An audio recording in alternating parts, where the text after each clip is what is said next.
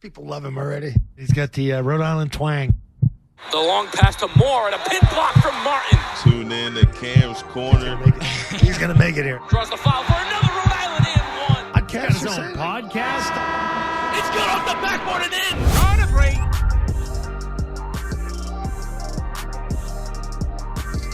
All right, we are back, guys. Welcome back to another episode of Cam's Corner, Season 3, Episode 30, Episode 98 overall, so just 2 more away from 100, almost at that milestone. But today joining me, a broadcast analyst for the Minnesota Lynx, a sideline reporter for the Minnesota Timberwolves, public speaker, and a member of the Women's Corporate Directors Foundation, Lea B. Olsen. Lea, thank you so much for taking time out of your schedule to join me today.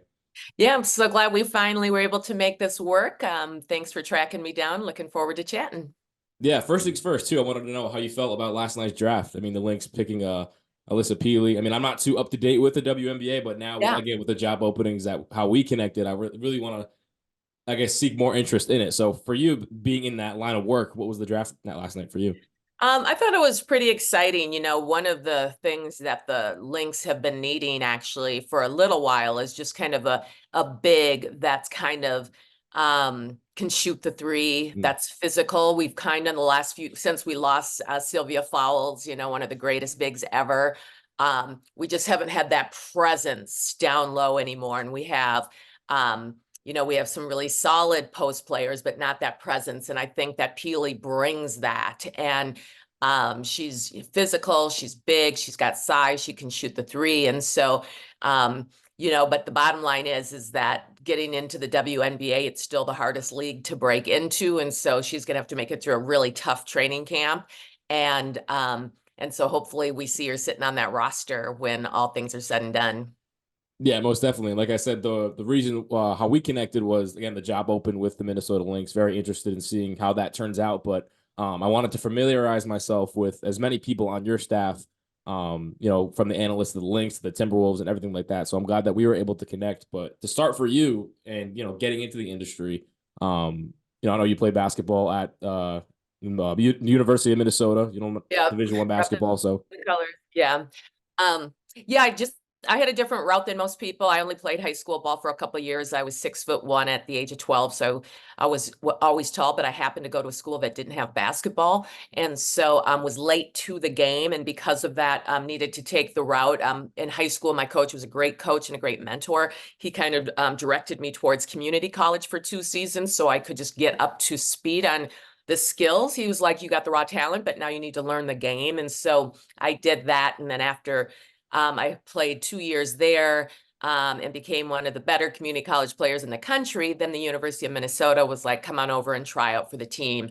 And then I made that team. And just a real game changer for me and my career. And it was at that point that I knew I wanted to stay in sports for my career and knew I wanted to do that through sports broadcasting. So that's kind of how I got to the university. And then as soon as I finished playing for the Gophers, I went over to intern with the Minnesota Timberwolves, and they didn't have any broadcasting positions open. So I just worked in their summer basketball camps, and I worked in their marketing department, and I kind of did whatever jobs needed. And kind of a few turns, and 5 years later, I got moved into the broadcast department and was kind of on my way. Yeah, did Minnesota give you a lot of opportunities as far as broadcasting and being able to tackle basketball at the same time? Yeah, you know, the broadcasting department at the University of Minnesota was just so different then than it is now, where now it would be really specific to broadcast journalism, where you would really kind of get those skills for being a sideline reporter, analyst, those types of things. Back then, it was more that general field of my major was journalism, mass communications. So kind of learning that kind of bigger overarching piece of it. But it was really helpful. And without being at the Gophers, I probably wouldn't have had those connections to the Timberwolves, and it kind of put me on a higher stage for people to see me. And so, yeah, super grateful to the university for that. But yeah, the background and the degree of journalism, mass communications was very helpful. Yeah, and you do a lot of public speaking now, and you've done it for a number of years. I wanted to know, at like a young age, like you knew you had like some sort of passion for like guiding and inspiring others through speaking? It's interesting because I didn't know how it was going to come through. Hmm. I knew that I wanted, for sure, a piece of my career needed to be like speaking or helping, serving young people, but I didn't exactly know what that looked like. And how it ended up coming out originally was when I have two kids, and when they were coming through youth sports, I really saw some things in youth sports that I didn't like. And I thought the environment was negative for young athletes. I saw a lot of coaches berating kids, parents being disrespectful to officials, to athletes, to the game. And so I took a year to create a platform that I call Rethink the Win. And Rethink the Win is just around like sports are bigger than the win. And so we have to see that for our athletes, that there's more to it than just, if we win that game that night. Hmm. And so that's kind of how I started my speaking platform. And I started speaking to coaches and athletes and teams, and really kind of got some backing around that. And people really appreciated that. And then in the last 4 or 5 years, I've taken Rethink the Win to corporate America and kind of asking them to kind of rethink their wins and how they, and how you treat your employees, how you can learn from sports, and how you can kind of win in an ethical way. And so that's how it ended up coming through for me. So I can't say that I always knew what it would look like, but it kind of just shaped itself as I moved through life. Yeah, and again, realizing that broadcasting was probably going to be in your future after playing basketball, and then again tackling all this at once. How much has public speaking helped you as a reporter and as an analyst? Yeah, it's just a different way of capturing your audience. One thing I love about public speaking is you have to engage the audience, and you have to, one of the things, like, you'll lose an audience real quickly if they don't feel like it's about them. So even though oftentimes I might be bringing my story to them, I need to make sure they can understand how it relates to them. So I'm sharing my story with them to empower them. And that's really important. And in the same way, in a broadcast of how, we're sharing the stories of the athletes on the court. It's really not about us. It's that we are the in-between of getting this information from the athletes to the fans. And so kind of, even though in my public speaking, I share a lot about my background. I share a lot about what I've learned from working with professional athletes, college athletes, and high school athletes. But my goal is for them to be able to take something away for themselves that they can really take from sports. And I think for me, that's been the biggest thing. Sports has just been super huge for me in my life. And it's provided me, like, not only with a career that I love and a lot of great people to be around, that has kind of really made my life a beautiful thing because there's so many amazing people, but it's also about wanting to empower other people through it. Most definitely. And graduating in 1990 from the University of Minnesota, you said you interned with them, doing as many things as you can, not so much on the broadcasting side because there wasn't any opens, but, recognizing and familiarizing yourself with the program, with Minnesota as a whole. Is that kind of what kickstarted your first job opportunity with them? Yeah, it really was. Because I didn't know, like, I didn't have mentors then. That's another reason why I believe in mentoring people, is because the route I took, which was necessary for me, was just kind of very curvy because I didn't know how to get directly to sports broadcasting. There was less women in the field at that time. There was less mentors available. And so I was kind of piecing it together. And what I had decided was, if I could work for a sports franchise, then eventually on the weekends and evenings, I could be kind of doing my broadcast hustle, and eventually those two would connect up. And that is what happened. It just took a while for me to kind of get down that path. And so in turn now, like, I think it's so much easier for young people like yourselves to, like, have a platform, to use social media, to have a podcast where you can really kind of set your stage right away. And then as you work to get in with an organization, they can already see, like, you're already doing the work that they're going to be asking you to do. So it's really beneficial, but I still I still really strongly believe in the work of kind of helping and mentoring young people to get to that space. Yeah, for like you said, someone like me, someone that's young and graduating or even in school too, studying this field, it's like it's so easy nowadays, but yet it's so hard to make Yeah. connections and connect with people like yourself and have a platform. Once I started doing this and seeing more people reach out and more people interested in hopping on, it's like, why would you stop it, right? So, Yeah, it's a trying to great take way it to in connect. stride. Yeah, 100%. Your first title was corporate accountant supervisor. Yeah. Was there any idea of where that was going to take you? Again, the broadcasting thing is in the back of your head, but it's where do you Yeah. go from that point? Well, I will say this, if I would have never made it to broadcasting in the way that I wanted to through a professional team, I would have enjoyed my job as a corporate account supervisor because it's what it was like all the big corporate sponsors for the Timberwolves and Lynx. I was in charge of making sure that they had everything they were contracted for. So so you met really interesting people, you helped them connect in with with what they had, like if they had autograph sessions with players, on court events to do, marketing things, you made sure all of those things happened. And so it was interesting. It connected sports. There was a community service element involved in most of the contracts. So it was all really super interesting work. So I love the job. It's just that I was still trying to get to another job. Yeah. But yeah, I for sure would have. I think, love the job that you're in and do the best that you can do at that. And then, hopefully it leads to exactly what you want. And, but it really was, the corporate account supervisor position really was it was pretty fun. Yeah, just talk about some of the I guess memorable moments from that. You talked about the responsibilities. Think back to a time where I guess one of your first starstruck moments where you're in the you're working in this industry and trying to get your foot in the door as best as you can.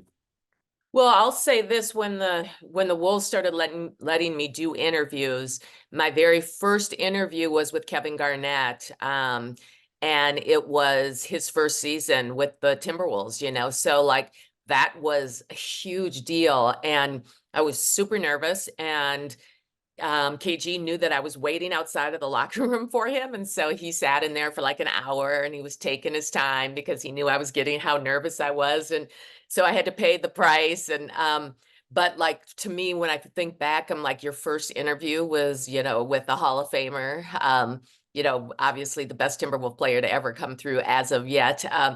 And so that was pretty cool. And something that was super memorable to me. But I think some of it is when you're putting on a game every night, 42 home games a year, game operations, some of the stuff that we were doing on the court, back in the day, one of the things that was kind of hot and cool to do is you would have someone come down from the roof of the building. And we had Jesse Ventura, who was our governor at one point, but he also, was a wrestler. And it was during the playoffs against the Houston Rockets. And it was just so funny. All of a sudden, he comes down out of the roof of the ceiling, and he was kind of there to intimidate the Rockets. And they thought it was hilarious. And there's just a million stories like that of all the different things that you kind of did to put on a great show for the fans. Yeah, I have a few friends that work in PR and things like that. So they're behind the scenes doing all that press conference stuff, interview things and things like that. And it's cool to see because they're still in school with me, they're working part-time or they're in internships. And I've had a number of internships where it's I've had starstruck moments. Even last year I worked with WPRI 12 in Rhode Island. It's a local news station. I worked with their sports department. Was at a number of Patriot practices in the summer. Multiple Celtics events, when Kristaps Porzingis signed with them and Jaylen Brown signed his contract extension. So I'm in these these environments, and it really makes that feel real. It makes it feel okay, this can be a profession one day, because I wasn't getting paid. It was just for college credit internships. So Exactly. those are Yeah, the and leaps you have to take. I think those moments are, they're good to hold on to, because there's a lot of moments that aren't quite so glamorous, and that's one thing that I'll say to people. And I do love the job. And there are, when you get the great interview at the end of a game and everything goes well, it's those are the shining moments that everybody gets to see. Some of the stuff not quite so glamorous, you know, is waiting for hours and hours around locker rooms for players to come out. And oftentimes, you know, these guys are tired, they're taxed, they have so many people coming at them, they're not interested and they don't have time, so that it's hard to get information sometimes, you know. And there's, you know, I think people like the PR people that you just mentioned, broadcasters, people who work day to day with the athletes, really see kind of what it is behind the scenes. And it's challenging work for sure. But that's why I do think it is important, like when you do have those moments of like, this was really great, is to hold on to those, because that's really, you know, that's what you're doing it for. Yeah. Did you have like a starstruck moment outside of meeting Kevin Garnett in that first interaction? Yeah, I would say probably Michael Jordan, you know, because Mm. this was back in the heyday of Michael Jordan when I was first getting going. And, you know, when he would come in to Target Center, you know, it was an immediate sellout. Everybody was there. Target Center was on and popping. You know, we had Prince in the house and Jimmy Jam and Terry Lewis, and it was just kind of the place to be. But the story I tell on Michael Jordan was he was coming down the hallway where the players come in at Target Center, and my back was to him. And I don't know why I wouldn't have realized they were coming into the building. And to get past me, he had to put his hand on my shoulder, and he said, "Excuse me." And then I turned and looked and saw him. I'm like, "It's Michael Jordan." And he looked at me and he said, "How are you doing?" And then I just stared at him. I had no response. I had nothing. And then he kind of just looked at me and went, "Oh, okay." And then just kept walking. And everyone was like, "What was that, Leah?" Mm. You know, and so that was definitely a starstruck moment. Um, and I'll say probably that's probably the biggest one that I've had in my career. I will say when Kobe was coming through, I never interviewed him individually, but was in quite a few scrums with him where everyone's, you know, getting their answer or asking him questions. And I always remember just kind of watching him, thinking like how he handled the media and how he answered. It was so unique and different from other players, just kind of being like, wow, this dude is different. And so probably those moments. Yeah, most definitely. And I always think about like how it will pan out for myself. Obviously, it's still like the earlier stages for me, and I'm not even at my first official job yet. But again, talk about those internships. You know, that kind of makes it feel real. And like the person that really kickstarted and helped me was Joe Mazzulla, the current coach of the Celtics. His dad, I tell this story all the time. His dad was my coach in middle school all the way to high school. My junior year, senior year, he ended up getting sick and wasn't able to coach, but I was able to premiere, produce, and edit a documentary on his life last year. Coming up actually next week is the 4-year anniversary from when he died. But Oh, like that, from being able to have a platform to speak about Joe's dad, and for Joe to be like so grateful towards that yeah. and speak about it like on like I used to work at the Sports Hub as well, which is a radio station in Boston.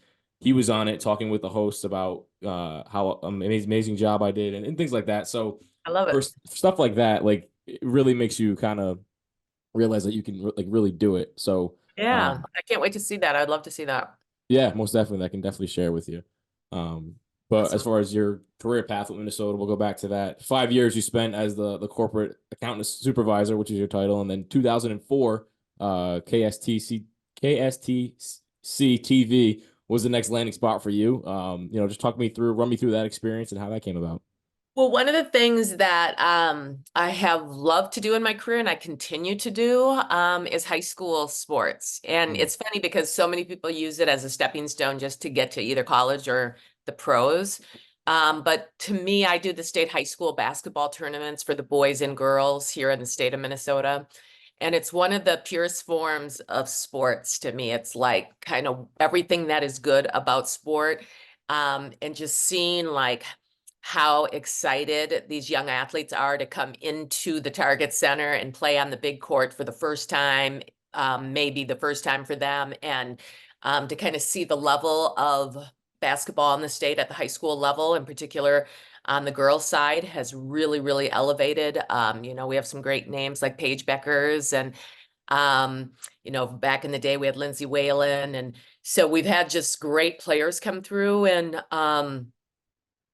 just kind of seeing watching that up close has been something that's really impacted my career. And so that's been something I've wanted to continue to do, that work each and every year, because sometimes when you realize like there's like all the money in professional sports and sometimes like some of the negative things that are around it, I feel like high school sports kind of grounds me back to what it is and why we're actually in it. And so I really enjoy doing that. And so that's where that came through, is when I started doing high school sports. And I think I've been doing that for like 20 some years. Yeah, and in high school sports now, I feel like overall, in the entirety of the country has been so like more promoted as far as like the media aspect. For me, like when I was playing, I mean, it wasn't too long ago, but I didn't have like a lot of like media and like people coming to the games and recording and always on the news. And now I feel like it's like better than ever and giving these kids like a really great platform to like showcase their games and stuff like that. So that's for you. You're still doing that. So in the midst of all that, in 2009. You're officially named the broadcast analyst for the Lynx, sideline reporter for the Timberwolves. So I guess talk about like your interaction with them during that time. So 2004, you're with KSTC TV, but then you're still in connection with them. So just talk about that time period. Yeah, so that was really exciting time for me. It was also so I was just, getting the career rolling, and to have access to work locally for the professional team where you grew up is obviously, a dream come true. And then still at that point in my career, I was also doing some Gopher women's basketball. And so it was kind of this nice mix. And then at the same time, I was having kids. So my two kids, Jada and Will, they were born in 99 and 01. And so it was just kind of a busy, crazy, hectic time. And but like everybody, you just kind of figure out ways to make it work. And luckily, I have a big family that helped take care of them. And my husband, was spending a lot of nights alone with the kids because games usually are nights and weekends and all of that. But so yeah, so there's just, I kind of just ebbed and flowed through different spaces. Like I did Lynx radio for a while when the Lynx first got here. And then I did, for 5 seasons, I did ESPN, WNBA, where I went around and we covered the best game of the week. And so that was really cool because I got to work with some really great broadcasters, like, Michelle Tafoya and Jay Billis and all these like, Doris Burke, all these great Hall of Fame broadcasters were all doing, WNBA then in those early days. And so that was a great learning experience for me. And then I finally went part-time. I had to go part-time because it was my kids were just getting to that 4 or 5 age, and it was just too much running around. So I went part-time and was able to work locally and still kind of do the gigs that I needed to do to stay in the business, but then have some time home with the kids. And so in the last few years, as the kids are like in college now and have just graduated from college, both of them, I kind of went back to working full-time again. And that's the key to like when you're doing that work that you love. It's like I was excited to kind of get back into that and working more. And so I've had that opportunity, and then along with the speaking.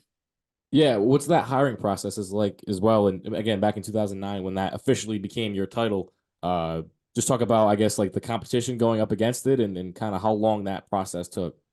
Yeah, you know what? It was so different then than it is now. Cause like, again, like there was that whole social media piece wasn't there yet, So you were really needing to like find contacts and call people and get in front of people and create an old fashioned like VHS reel to put your stuff on. Like I remember I had a guy who would like put my stuff on the tapes for me, and then I would go around and try to get those to people. And so that process very, very different now than it was then.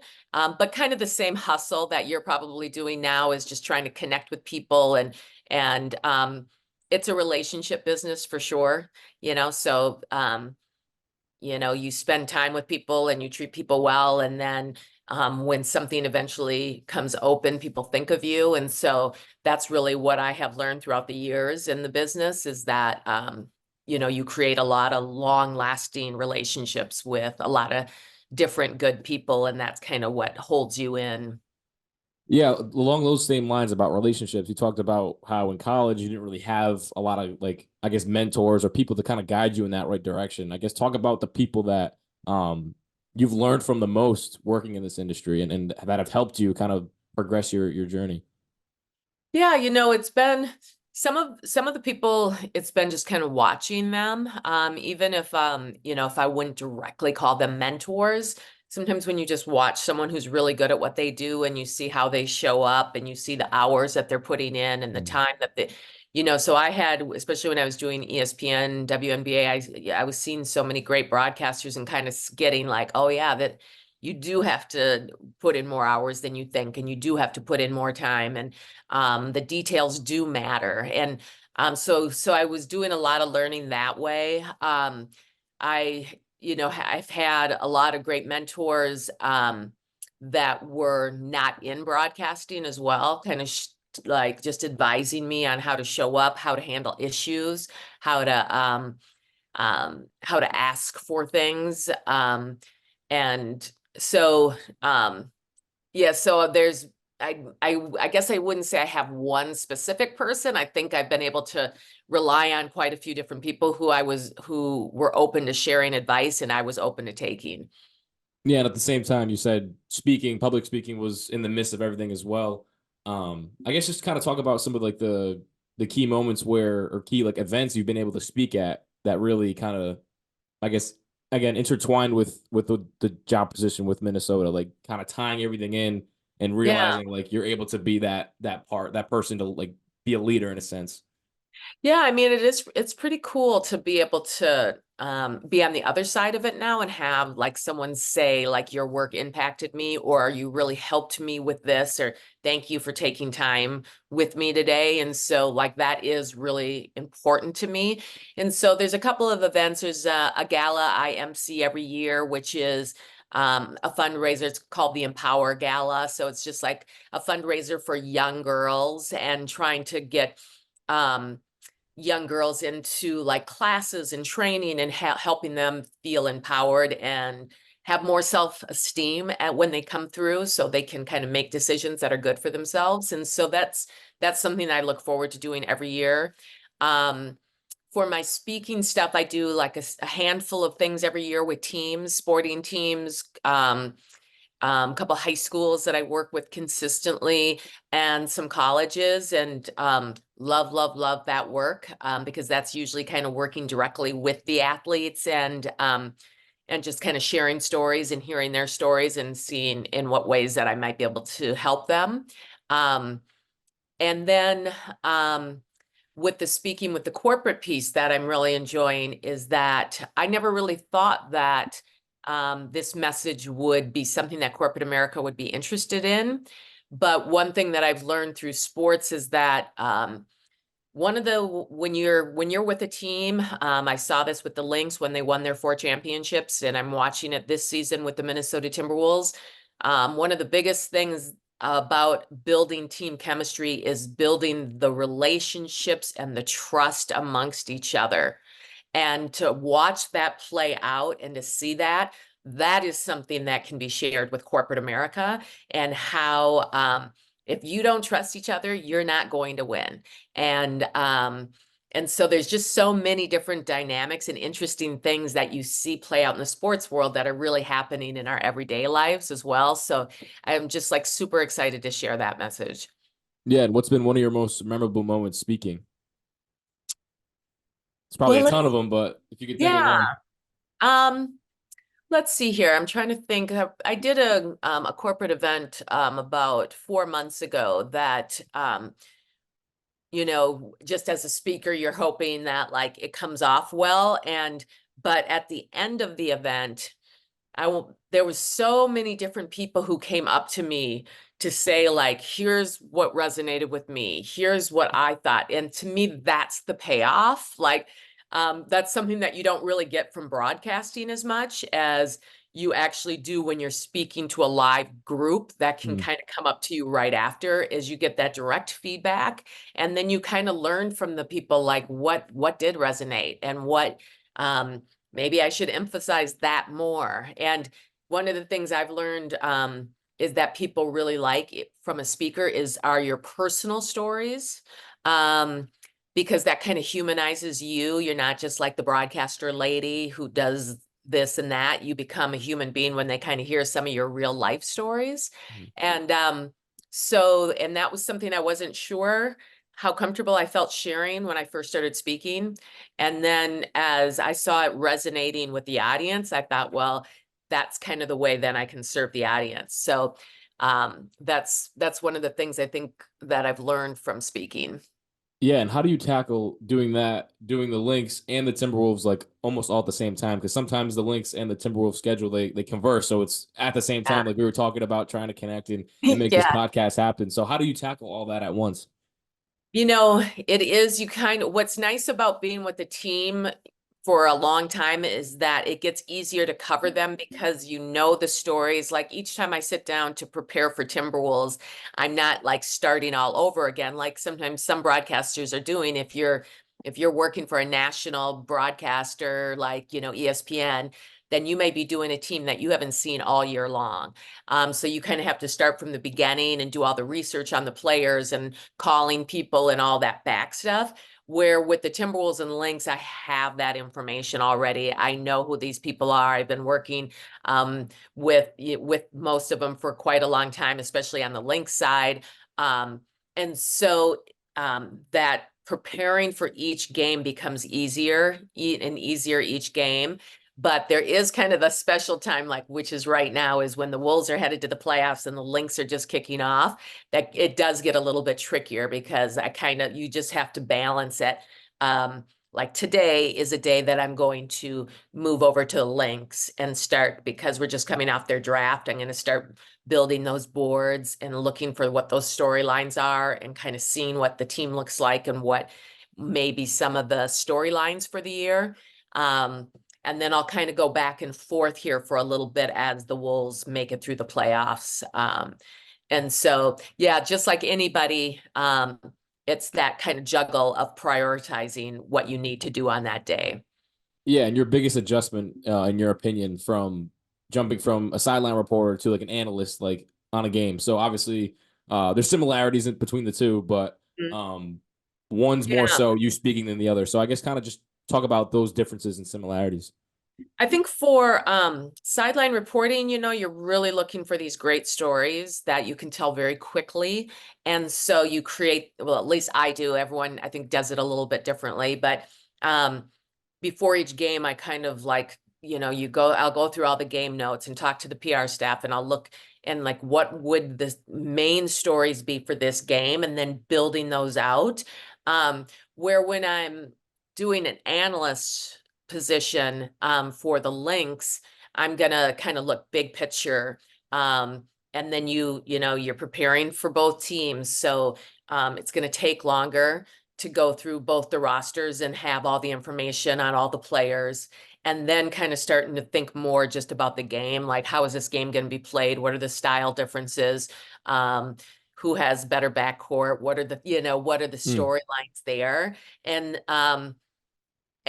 they kind of are both equally challenging, but in different ways. This kind of secret piece, I think, at least to sideline, is that you're trying to give something really quick that has interest to people, that's valuable to them.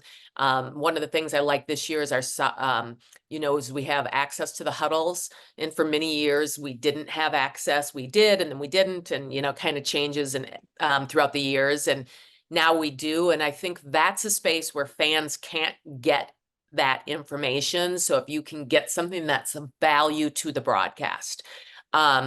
So that's one of the things I love about that. For the analyst work, it's more like you have 2 hours to talk about the game. And so you have more of an opportunity to kind of bring a bigger piece to the public. And so that's kind of enjoyable in a different way. Kind of different, both challenging in different ways, I guess.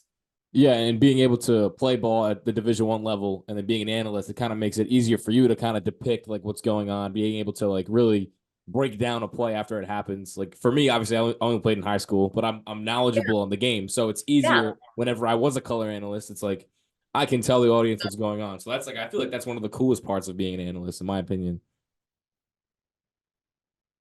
Yeah, I think that's really exciting too. And like the game has changed so much since I've played, and like the actions that are run in games are completely different than what we were doing back in the day. So like you just have to be willing to move with the game, like the game continues to change, but it also stays the same, right? Mm. So it's like what you understand what works, but there's different terms, there's different actions, there's different sets that teams are running. But then again, a lot of the stuff, philosophies, how people set their teams up, how people run things, transition basketball, all that stuff has kind of stays the same. So I think it's that blend of like, like let's use analytics as an example. Like, I don't know how many years now, 10 years ago, you just wouldn't have heard people use analytics that much in a broadcast, where now like those terms are being used all the time. People are looking at it through that lens, where that wasn't true back in the day. Yeah, definitely. And being able to, again, learn from you and learn from all like the analysts and broadcasters I've been able to talk to. It's really cool to see like the different parts of their journey and where it's taken them and the different practices they've been able to like endure too as well. So I guess kind of everything to cap everything off. Yeah. One thing you've learned over the years that you would tell your younger self now. Believe more in yourself.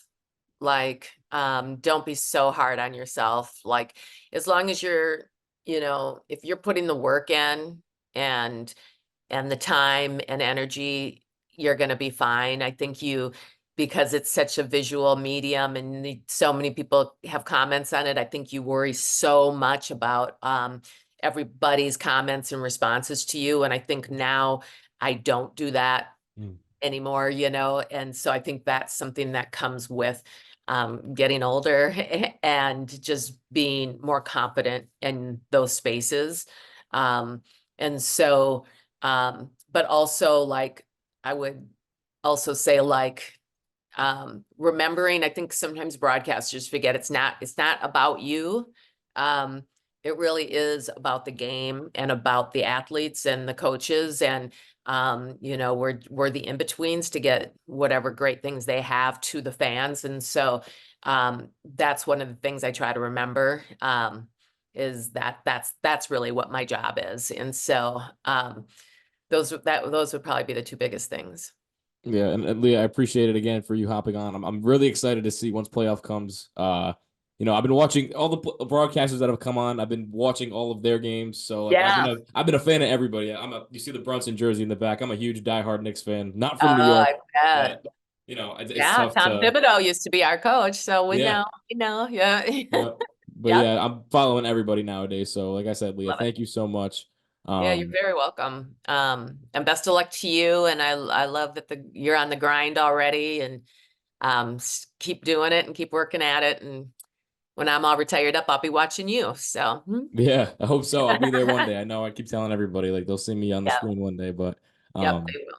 yeah, episode 98, guys. 2 more away from 100. Cam's one corner on all social media. So continue to follow on Apple Podcasts, Spotify, YouTube, wherever you get your podcast. Thank you guys for tuning in, and we'll see you guys in the next episode of Cam's Corner. On a break.